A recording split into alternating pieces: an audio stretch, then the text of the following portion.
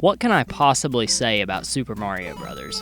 One of the most discussed games ever that hasn't already been said. I'm not going to waste much time talking about the fact that this NES launch title played a huge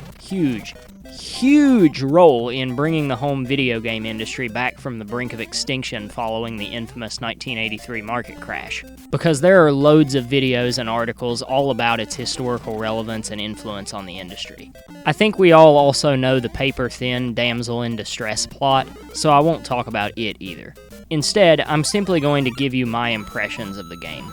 This wasn't my first playthrough of the original that started it all, the one that spawned the Juggernaut franchise we all love, but it was my first playthrough in a long time, and my first time ever playing with the intent of giving some sort of critical analysis. First and foremost, it's just so clear and obvious how much of what we know and love about Mario was established here. No, this wasn't his first appearance. Donkey Kong, the arcade Mario Brothers, Wrecking Crew, and some others predated it. But the core gameplay that the series would take going forward, along with much of its iconography, fully came together in SMB. The graphics may be limited, typical of an early NES title, but the trademark visual style is still very much there. As is the formula of running to the right, jumping over pits and on top of enemies, avoiding obstacles, collecting power-ups, grabbing flagpoles, and conquering castles. All while the iconic theme, as well as a few other music tracks that would remain franchise mainstays for decades, play in the background. That's Mario. That's Nintendo. That's video games. Seriously, I think simply hearing the word video game probably conjures up immediate images of World 1-1 for a huge segment of the population. You also collect points on your journey through the Mushroom Kingdom, which are worthless. It's always funny to me how many early NES games that have clearly defined end goals and are not arcade ports keep score. I guess the devs just felt like it had to be included since it was included in basically every game before 1985, which were primarily endlessly looping games. Super Mario Bros. Must have felt like a massive adventure back then, to see such a variety of fantastical environments in this vibrant cartoon world, and to be able to run to the right and just go and go and go, during a time when gamers were used to having only one screen to explore. But anyway, yeah, I never really do the thing where you jump on multiple enemies in a row to multiply the points you earn. Too risky. In my experience, you're usually better off just avoiding enemies if possible, and thinking of them more so as obstacles. Unless you have the Fire Flower, but I'm getting ahead of myself. This is a pure platformer. Everything in the game is built off of the jumping and running mechanics, and is at its best when the challenge is derived primarily from not falling to your death in a bottomless pit. As far as I can tell, there was nothing before Super Mario Bros. To have such a well-developed sense of momentum, both in Mario's running and on moving platforms. You have to play the game to understand. The controls are incredibly simple to understand, and easy to pick up and play. There's really nothing to it beyond using the directional pad to move Mario left and right and crouch him to the ground, tapping the A button to jump, and holding the B button down to run. That said, the controls are nonetheless a reasonable challenge to truly master. Power-ups are also super important. The basic ones are the mushroom, which causes Mario to grow larger, and the Fire Flower, which allows Mario a projectile weapon. You can even use it underwater, like in an episode of SpongeBob. Many people hate the water levels in this game. I don't mind them. They break up the gameplay quite nicely, and I even think the whirlpools that try to draw you in are pretty cool. Another impressive physics feat this game achieves. The bloopers, those are the squid enemies, are relegated exclusively to the underwater segments, but the Cheep Cheeps, those are the fish, show back up for these bridge levels where you have to run as fast as you can, and will be fine for the most part if you just keep on keeping on, but the jumps can be tough while employing that strategy. I love these levels. Anyway, taking a hit will shrink you all the way back down, and you'll have to work your way back up first with the mushroom, and then with the Fire Flower. This can be devastating, especially on later stages where power-ups are rare or sometimes entirely absent. There's also the star, which grants a brief period of invincibility. So much fun. Then there are the coins, which aren't really power-ups, but collecting 100 of them will grant an extra life, as will collecting the green mushrooms, which are very rare and usually hidden. There are a few other convoluted ways to earning extra lives, but these are the most straightforward ways. Always pick up as many coins as possible, and if you find a block that has a bunch of them, grab them as quickly as possible, because after getting the first one, you'll have a limited time to get the rest. The platforming, of course, becomes more difficult as the game goes on. There are 8 worlds in the game, with 4 levels each, and after the first 3 worlds show you the ropes, World 4 is a pretty decent little difficulty spike, where the outdoor levels become more grandiose and sprawling. This is where the game really starts to get fun. Likewise, the indoor levels begin experimenting with low ceilings that allow for pretty tough enemy placement if you don't have the fire flower, as well as tough jumps due to the lack of space. I believe for this one in particular, I just ran and didn't use the jump button at all. World 4 also introduces one of my most hated enemies. Lakitu? Lakitu? I don't care. I hate this guy, so I don't even want to know how to pronounce his name correctly. Get off that cloud and 1v1 me, coward. Prior to World 4, the enemies are primarily the basic ones, Goombas and Koopas, which aren't much of a threat. One of the more famous aspects of the game is of course the Koopa Shell Kick, which can take out a line of enemies but can also take Mario out upon bouncing back against a pipe or a block. Some of my other most hated enemies include the Hammer Brothers. They're easily the most unfair in the game. Some veteran players insist that they have a pattern, but I don't see it. To my eyes, a lot of chance is involved in getting past them. They're often presented within the confines of 2 rows of blocks and travel between the 2 rows and the ground, sometimes methodically and other times at a more erratic pace. My advice is to hang back, wait for a gap, and take it. Don't hesitate any longer than you need to because gaps can close at any moment, and because they will bum rush you eventually. They're much tougher when they're placed permanently on the ground. Waiting for a bum rush and then jumping was the strategy that worked most consistently for me. World 5 introduces bullet bills. Firing patterns again seem erratic and are another thing that can lead to cheap deaths. Be very cautious when near them. They're also impervious to flame. World 6 introduces platforms that begin falling the moment you step on them. Well, technically they show up well before then, but before then they were extremely rare. Here is where they begin to really increase in number. World 7 is the biggest difficulty spike yet. Its first stage is utterly infested with bullet bills and hammer bros. Despite how annoying each of them can be, they're nonetheless endearing. All of the enemies are. It says a lot that I'm referring to them all by their names, something I don't bother to memorize for most games. Even games that I really enjoy, like Kid Icarus or The Legend of Zelda, I couldn't tell you what half of the creatures in those games are called. Nintendo did a fantastic job here establishing the lore. Even the fireball hazard from the castle has a name. It could be considered disappointing that you essentially have the same boss fight again and again at the end of each of the 8 worlds.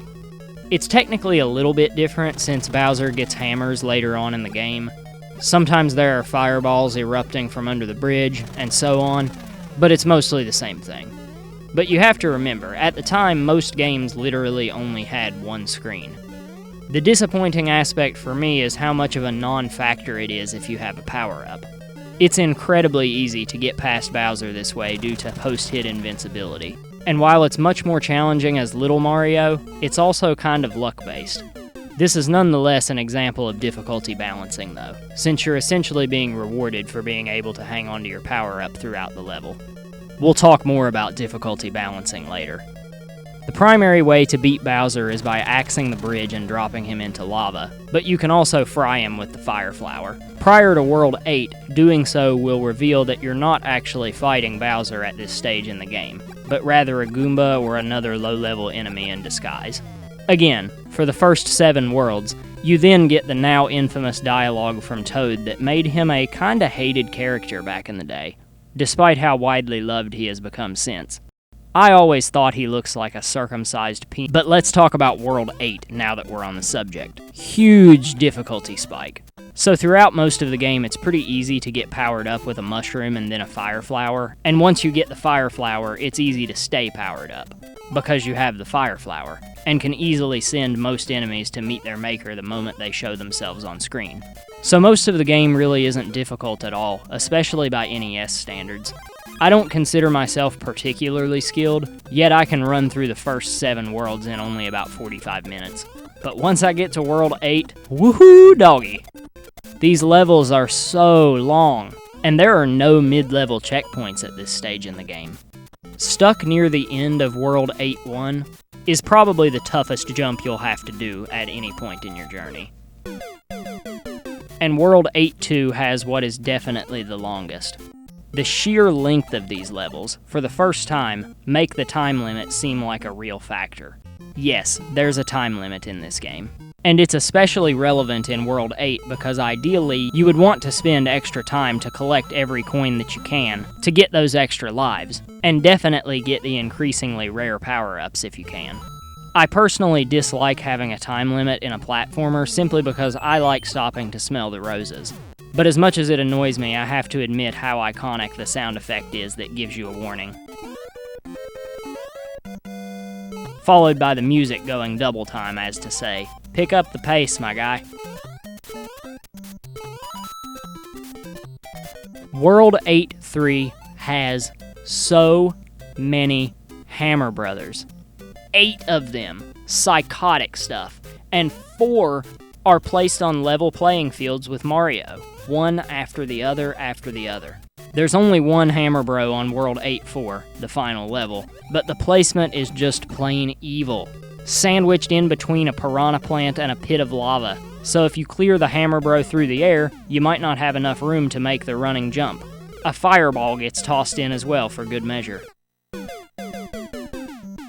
I ended up playing World 8-1, 8-2, 8-3, and 8-4 so many times I knew them like the back of my hand. I was in such a groove that when I finally got good enough to keep my power-up all the way through the world, there are no power-ups found in 8-4, and the only ones in 8-3 are guarded by Hammer Bros, so you have to be good to get them, or know the trick that I'll show you later. That it didn't even occur to me to flame the bloopers in the underwater segment near the end of 8-4, because I was so used to playing through the section without the Fire Flower. I did beat the game, but I have to admit, I made extensive use of the continue code. Yeah, when you game over, you can hold down the A button while you press start on the title screen, and start back at stage 1 of whichever world you lost your last life on. After beating the game, you're allowed to play the second quest, much like in Zelda, which features the same brilliant and innovative level design, but with tougher enemies and hazards. So yeah, there are way more difficult games on the NES than this overall, but all of World 8, the final 4 stages, each had me tearing out my hair. I don't necessarily think World 8 should be easier, but if not, I do think Worlds 7, 6, and 5 should be harder than they are, to make the difficulty curve more gradual and less of a steep climb. So what are some of the other problems I have, beyond the difficulty balancing? Well, the music is beyond iconic, but it can still get pretty repetitive since there are only a handful of tracks. That said, Super Mario Bros. Was one of the first games to have a soundtrack at all, and again, it's iconic. But I really don't care for the fact that you can't go backwards. I'm not sure if this was a technical limitation on early NES carts, because the console did progress a lot over the course of its lifespan, feeling a lot like 2 console generations in one. Maybe I'll make a video about that someday. Or if it was put there intentionally to add more challenge. It can be very annoying at times, like this part where I missed out on a secret area because of it. And this time, where I ran too fast and caused the screen to eat my 1-up mushroom. No extra life for me. It can also be used to your advantage, however. Yeah, check out the trick on World 8-3. You just have to inch your way right until the left side of the screen eats the Hammer Brothers for you. Then you're free to grab the mushroom if you're little, or the Fire Flower if you're already big. Be careful though, because you can still screw this up if you're clumsy like me. As fun as this game is, and as innovative as it was, aspects of it are rather unpolished, particularly the hitboxes. Somehow I managed to jump through this barrage of hammers here, yet this hammer somehow killed me. Another indicator of the lack of polish is the inconsistency seen in World 8-3 if you try to take out the 5th and the 6th Hammer Brothers with a Koopa shell. The placement of this Koopa leads me to believe that the devs intended for it to be used against the Hammer Bros, but whether it bowls them over or phases straight through them is up for the video game gods to decide. And whether they choose to side with Mario or the Hammer Bros seems to be roughly 50-50. The final thing that shits me are the castle mazes in World 4-4, 7-4, and 8-4. If you don't follow a specific pattern in 4-4 and 7-4, the castle will simply loop again and again, and there's nothing within the game or even the manual that hints at this, besides very subtle audio cues to notify you that you're going the wrong way. My first time playing Super Mario Bros. Was actually the Game Boy Color remake Super Mario Bros. Deluxe as a child. We'll get to it one day. And before figuring it out by complete accident, I thought there was something wrong with my game cartridge. World 8-4 is a pipe maze. Choose the wrong one, and you may even be sent backwards. For these segments, I always just look up a guide and thank my lucky Lumas that I'm playing in the 21st century. Super Mario Bros. Is not The Legend of Zelda. It's not even remotely the type of game that puts me in the mindset to figure shit out and memorize it. I just want to kick back and relax and enjoy the platforming challenges and get lost in the Mushroom Kingdom's living and breathing atmosphere of pixels and scan lines. Overall, this is a monumental game. Overstating how important it was to the industry and the perception of what video games were and could be, especially in North America, and its influence on future games, both within the series it spawned and outside of it, would be technically possible, but pretty damn hard. Everything from its characters, concepts, and world building to music and sound effects have obviously stood the test of time. And it's so damn playable. Its simplistic beauty can be enjoyed by almost anyone, even non-gamers. 8-bit platforming bliss. I always notice new things every time I give it a go. It had to be pointed out to me that clouds and bushes are the same sprite. That's so cool. And what an evil place to put a checkpoint, right in front of the Hammer Bros. So when you die and come back, you have to deal with them without a power-up. I discovered this when I got the Invincibility Star and promptly died. Ha! So I guess I deserved it. And I love the psychology behind this game. How there's no practical difference between the blocks at the end of World 8-1 and World 8-3, but the latter nonetheless just feel so much more dangerous. What else is there? Oh yeah, there are hidden warp zones if you want to speed through to the end of the game or just want to replay your favorite level quickly. I don't have a whole lot of use for these personally, but I do remember how exciting it was to find them on my own in Super Mario Bros. Deluxe as a kid. That's the thing about the secrets in this game. They have a way with always making you feel like you're the very first person to ever discover them. I can't imagine how thrilling it must have been back in 1985. Then there's the 2-player version of the game, where you can take turns with your friend who plays as Luigi. Unfortunately, the differences between them are only cosmetic. It wouldn't be until Super Mario Bros. 2, both the Japanese and international versions, that Luigi would be given his own unique gameplay mechanics. But those games are a topic for a future video, and for now, I can only hope you enjoyed watching this one. If so, please consider giving a thumbs up, leaving a comment, subscribing, and ringing the bell to be notified of future videos. This has been a Leaky Faucet review, and I will be playing Super Mario Bros. Until they put my body in a hole in the ground.